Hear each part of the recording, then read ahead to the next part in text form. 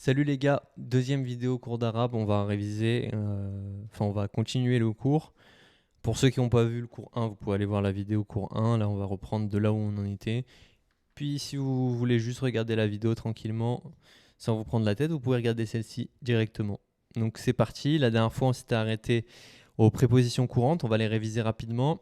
Donc de, min, dans, fi, vers, ila, avec, ma'a, sur, ala, près de, qarib min, loin de, ba'id an, devant, devant, qabla, non, amama, derrière, derrière c'est wara'a ou khalfa, au-dessous, tahta, au-dessus, au-dessus, fawqa, à côté de ila janib. Voilà, donc parfait. Je viens de faire un perfect. Donc on avait fait des exemples de phrases. Qu'est-ce qu'on avait vu? On avait vu les lettres solaires, lunaires, on va pas tout refaire, les couleurs. Est-ce qu'on réviserait pas les couleurs rapidos? On va réviser les couleurs rapidos. Blanc, abiad, blanche, baïda, noir, aswad, noir au féminin, sauda, bleu, azraq, bleu au féminin, zarqa, vert, akhdar, verte, khadra, rouge, ahmar, rouge au féminin, hamra, jaune, asfar, jaune au féminin, safra, marron, asmar, marron au féminin, samra. Et voilà, donc on les a tous faits. Donc voilà, on va pas aller plus loin pour les révisions, c'est pas mal. Safra, moyen mémotechnique, le safran, c'est jaune. Asfar au masculin. Donc, les pronoms démonstratifs, ça sert à désigner quelque chose, une personne, un animal ou un objet. Il y a en arabe des pronoms démonstratifs pour le masculin et le féminin, le singulier et le pluriel, avec une petite particularité. Si on fait référence à un groupe d'objets, on utilisera le démonstratif féminin singulier. Donc, au pluriel pour les inanimés, on utilise le féminin. Donc, si on parle de plusieurs livres, on va dire Oulaïkal Kutub, si je me trompe pas. Donc on va voir s'il y a des exemples, mais en gros c'est ça. Pour plusieurs objets inanimés, on va utiliser le féminin, le pronom démonstratif pluriel féminin. Bon, pronom démonstratif singulier, déjà pour commencer, masculin hada, féminin hadihi, pour dire celui-ci ou celle-ci. Hada, celui-ci, hadihi, celle-ci. Dalika, c'est celui-là, donc masculin, et celle-là, tilka. Donc la différence entre les deux, c'est que pour celui-ci ou celle-ci, ça va être quelque chose de plutôt proche, et pour celui-là ou celle-là, quelque chose de plutôt éloigné, donc ça va dépendre. On peut dire hazal kitab ou dalika al kitab, mais ça va définir plutôt quelque chose qui va être montré proche de nous ou plutôt éloigné de nous. Donc, ensuite au pluriel, on a haula'i pour ceci, celle-ci. Donc c'est masculin et féminin, c'est masculin féminin. Et ulaika, celle-là, c'est là, ceux-là. Donc en gros, au pluriel, alors au pluriel, vous pouvez trouver démonstratif. Là, j'ai pas compris parce que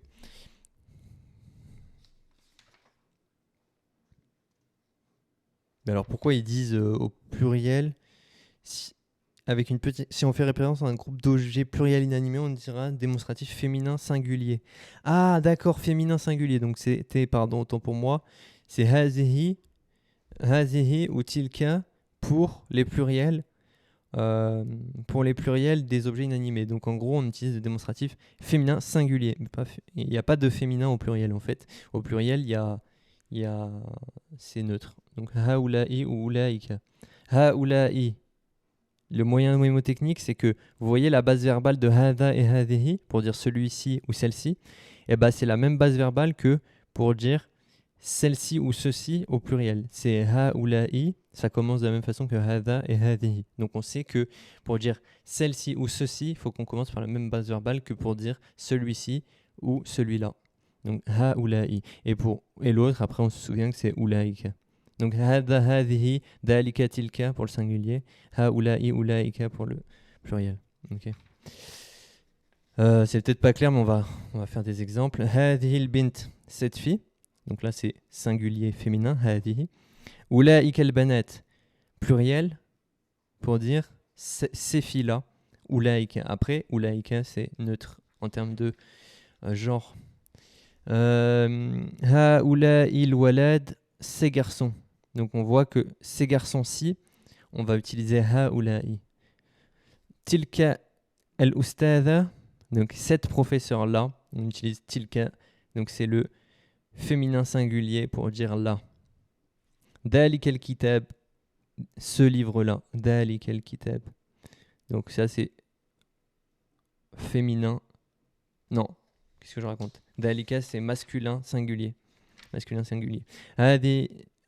Alors maintenant, si on ne met pas d'article défini sur le nom après le pronom démonstratif, par exemple hadihi bint, ça veut dire c'est une fille.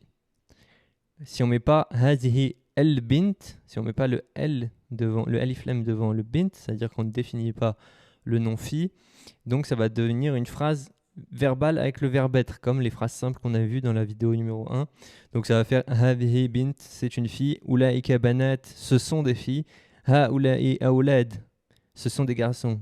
Vous entendez bien la différence quand je dis haoula'i aoulad et haoula'il aoulad. Là, j'ai ajouté le alif lam et du coup, quand je dis ça, ça veut dire ces garçons-là, ces garçons-ci.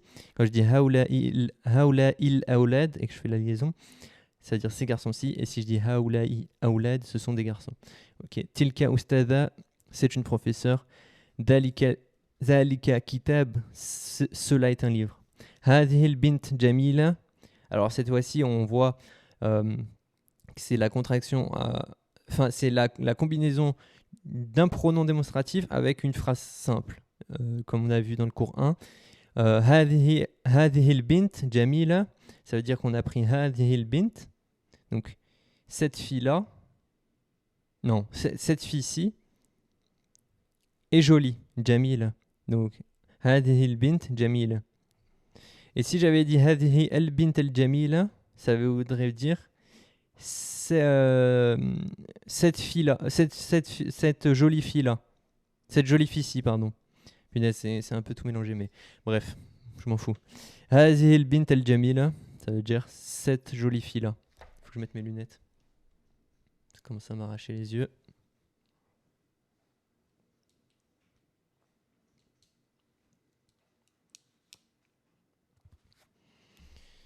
Ok. Donc, Oulaïk el banet tawilet. Ces filles-là sont grandes. Donc, Oulaïka, c'est pour la au pluriel. Donc, Oulaïk el banet. Vous voyez, là, on n'utilise pas le pronom démonstratif au singulier parce que c'est pas des objets. El banet, ce sont des personnes. Donc, c'est pas des objets inanimés. Donc, on va pas utiliser hadihi ou tilka. Si ça avait été des objets inanimés, on aurait utilisé tilka pour dire ces filles-là. Si c'était, ces objets-là. Si c'était ces objets-ci, on aurait utilisé hadihi, qui est le féminin singulier, pour dire ces trucs-ci. Ok. C'est associé à un sujet défini. Donc ça, c'est quand on a une expression démonstrative associée à un sujet défini et un adjectif indéfini. Maintenant, quand on va avoir un sujet défini, un adjectif défini, et auquel on associe un pronom démonstratif, ça fait Hazar Rajul al-Jamil, c'est-à-dire ce bel homme. Parce que c'est pas cet homme-ci est beau, parce que sinon ça aurait été Hazar Rajul Jamil. Et là on a dit Hazar Rajul al-Jamil. Donc ça veut dire ce bel homme. Si. Dalik al-Kitab al-Ajib. Donc Là, pareil, Dalika al-kitab al-ajib, du coup, l'adjectif, il est vraiment épithète du nom. Donc, Dalika, ce livre, Dalika al-kitab, ce livre-là, et ce livre étonnant-là. Dalika al-kitab al-ajib, ce livre étonnant. Donc là, l'adjectif, il s'associe vraiment au nom. Donc voilà, on a vu un peu globalement ça. Donc on passe aux pronoms personnels isolés. Les pronoms personnels, donc comme je, tu, il. Il existe en arabe 2 catégories de pronoms personnels. Les pronoms isolés et les pronoms affixes. Au niveau de l'écriture, les premiers sont... Alors attendez, je vais mettre de la lumière plus là.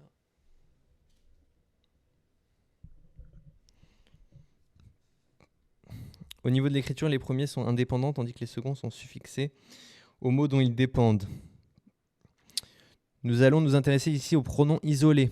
On les utilise notamment comme sujet de phrase sans verbe lorsque l'on cherche à présenter ou décrire une personne, pour dire je suis, elle est ou encore c'est une. Découvrons ces pronoms isolés grâce au tableau suivant. Ana, je, moi. Anta, tu, toi. Anti, tu, toi, féminin. Huwa, il, hiya, elle. Antuma, non. Antuma, vous, féminin. Masculin, pour dire vous deux en tant que deux personnes. Antuma, huma, il, elle, au pluriel. Eux, deux, en duel. Donc antuma et huma, c'est deuxième et troisième personne du pluriel pour deux personnes. Nahnu, nous, mais ça c'est pour ça c'est pour deux et plus. Pour deux et plus. Nahnu, ça marche pour deux et plus. Antum, ça marche pour trois et plus. Antunna, ça marche pour trois et plus au féminin. C'est vous. Hum, c'est il au pluriel pour 3 et plus. Hunna, elle au pluriel pour 3 et plus. Donc je récap. Ana, anta, c'est je tue. Anti, tu au féminin. Huwa, il, hiya, elle. Après nahnu, ça marche pour nous, 2 et plus. Ensuite, quand on passe à vous, il y a la différence entre 2 et 3 et plus. Pour 2, c'est antuma, huma, antuma, pardon, c'est vous pour 2 et plus. Pour 2. Putain, je suis fatigué. Antum, c'est vous pour 3 et plus au masculin. Antunna, c'est vous pour 3 et plus au féminin. En fait, c'est simple, il y a 3 façons de dire vous. Soit tu dis vous, 3 et plus au masculin, antum. Vous, 3 et plus au féminin, antunna. Vous, pour 2 personnes, antuma. Voilà. Et pareil pour il au pluriel et elle au pluriel. Donc il au pluriel, hum. Elle au pluriel, huna, pour 3 personnes et plus. Et quand il y a 2 personnes, c'est huma. Voilà. Donc ça, c'était les pronoms personnels. Je suis KO. Alors si l'on suffixe alif, voilà. Donc ça c'est pour 2 personnes. En revanche, il n'y a pas comme en français de vouvoiement. Il n'existe pas de vouvoiement en arabe. Et le pronom personnel peut donc être naturellement utilisé à la place d'un nom comme sujet d'une phrase sans verbe. Donc dans une phrase nominale, comme on a vu dans le chapitre 1. Ainsi, par exemple, hiya bint signifie littéralement elle est une fille, que l'on peut traduire par c'est une fille. Comme tout à l'heure, on a vu hadhihi bint, ça veut dire aussi c'est une fille. De même, huwa walad, ça veut dire il est un garçon, qu'on peut traduire par c'est un garçon. Donc de la même façon, on va avoir plusieurs différents exemples. Ana rajul, je suis un homme. Si je dis ana al-rajul, ana al-rajul, ça veut dire je suis l'homme. Et après on peut dire ana al-rajul, et après tu peux dire qui a fait quoi que ce soit ou machin, qui vient de... Ana al-rajul min Faransa, ça veut dire je suis l'homme qui vient de France, tu vois, par exemple. Ou tu peux dire c'est la fille qui habite là-bas, tu vois, tu peux utiliser ça. Mais là c'est hum aoulad, par exemple, ce sont des garçons. Et si je dis hum al-aoulad, ça veut dire ce sont les garçons. Non, pardon. Hum al-aoulad. Ouais, c'est ça. Ouais, c'est ça. Ce sont des garçons. Je crois que ça marche comme ça. Bon bref, anta kabir, tu es grand. Anti jamila, tu es belle. Antum masrourun, vous êtes content. Anti bint jamila, tu es une jolie fille. Tu es une jolie fille. Anti bint jamila.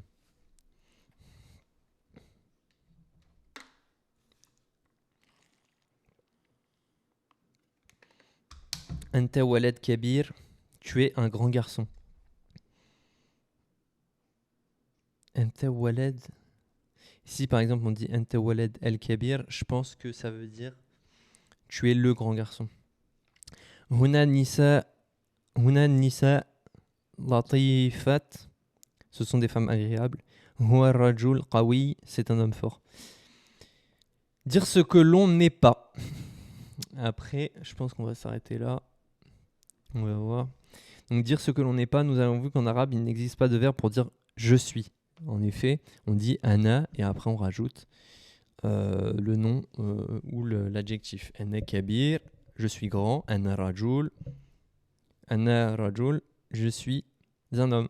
Il n'y a pas de verbe être. Mais là, on va voir qu'il y a un verbe pour dire je ne suis pas ou tu n'es pas, donc pour la négation. En revanche, on utilise un verbe pour dire je ne suis pas, tu n'es pas. Et il s'agit du verbe laysa. Dans le tableau qui suit, ce verbe est conjugué à toutes les personnes. Les formes moduelles sont mises en évidence par le signe grand D. Donc, il y a encore une fois des formes pour le pluriel duel, donc c'est-à-dire pour deux personnes, et des formes pour le pluriel de plus de deux personnes. Donc, pour je ne suis pas, on dit lestu. Pour tu n'es pas, lesta. Pour tu n'es pas au féminin, lesti. Il n'est pas, leisa. Elle n'est pas, leiset. Vous n'êtes pas, duel. Pour les deux genres, lestuma. Donc si tu dis à deux personnes, vous n'êtes pas grand, lestuma kabir.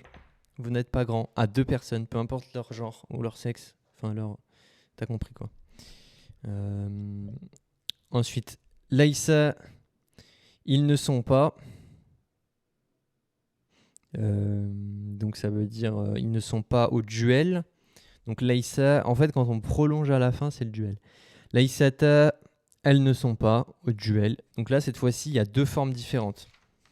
Comparé à tout à l'heure où on disait juste huma pour il, elle, deux au pluriel.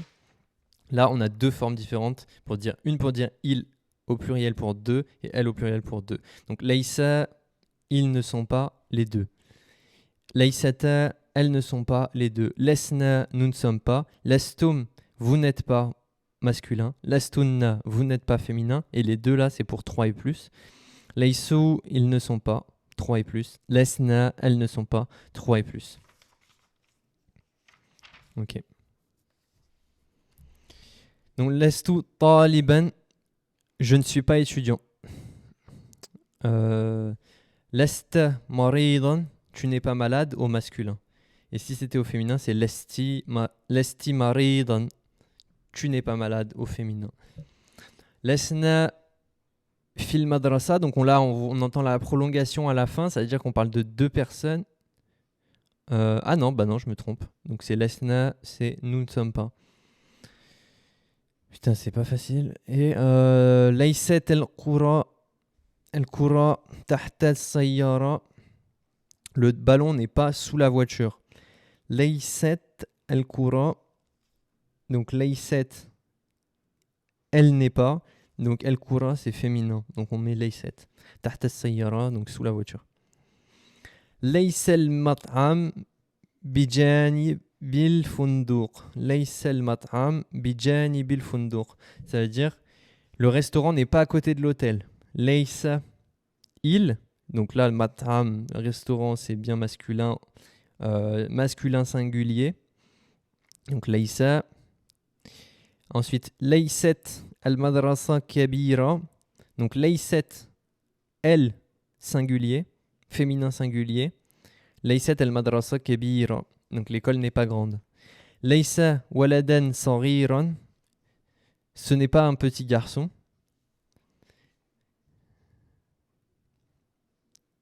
Et tu vois là, la différence c'est que Juste avant, c'était Laysat el madrasa kabira. Donc el madrasa c'était défini, donc on disait l'école n'est pas grande. Et là on dit ce n'est pas un petit garçon parce qu'on n'a pas défini waladen. Laysa waladen saghiran. Et là il y a une waladen.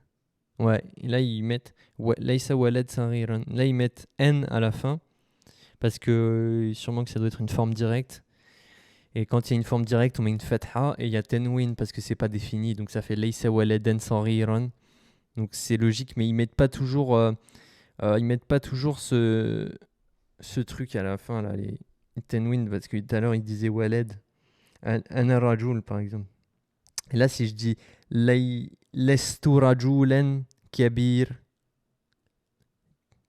et là ils mettent maridan, marid, jamil, kabir. Là je suis curieux, kabira.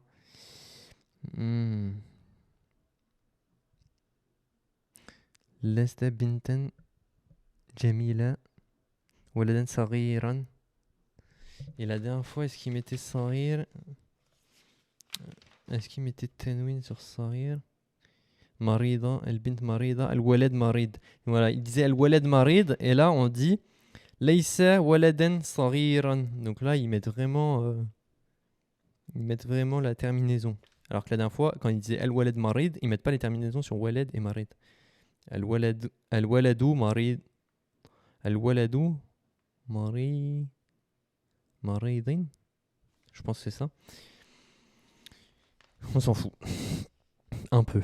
Parce que là, on est là pour speedrun. Ok. Laysa waladan saghiran, laysat bintan jamila. Donc laysat féminin, deuxième personne du singulier. Non, elle n'est pas.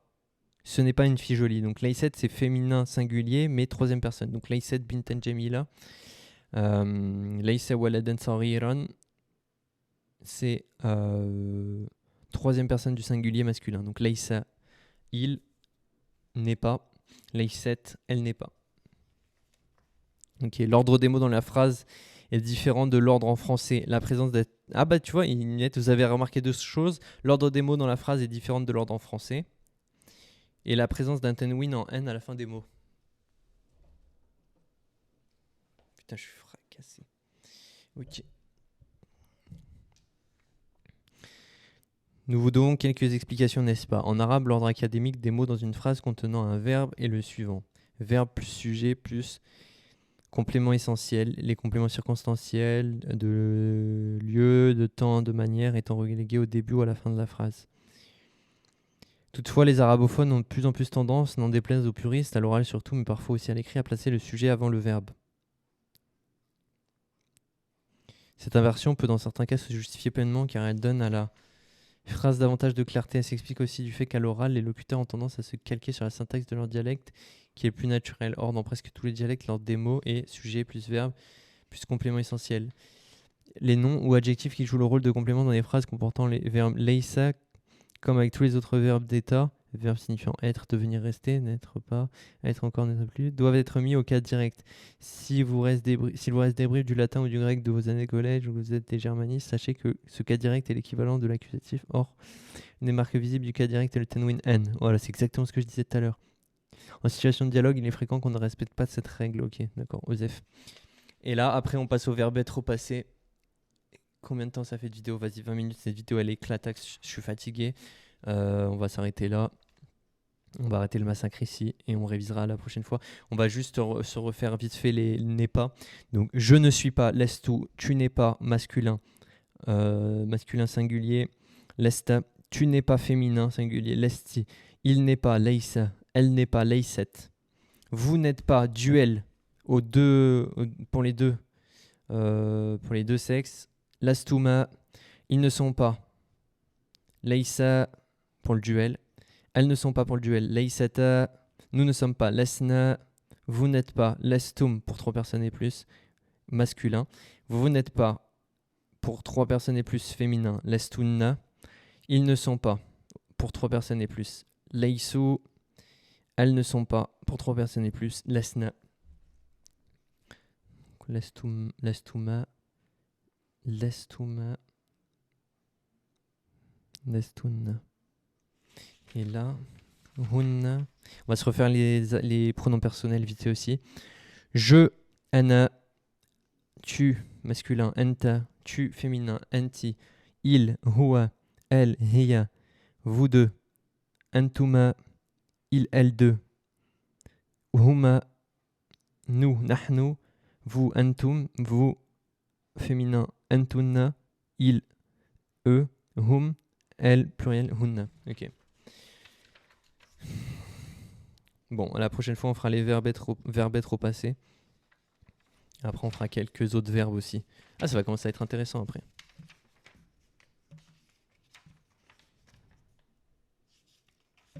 Les verbes irréguliers. Et après, chapitre 2. Et après, chapitre 3, ça va commencer vraiment les échanges, les dialogues, etc. Donc ça va être intéressant. Je pense qu'on va encore faire 2 vidéos de 20-30 minutes là, avec ce que je vois là. Même peut-être plus. Mais on verra où ça nous emmène. Bon, allez, ciao, bisous.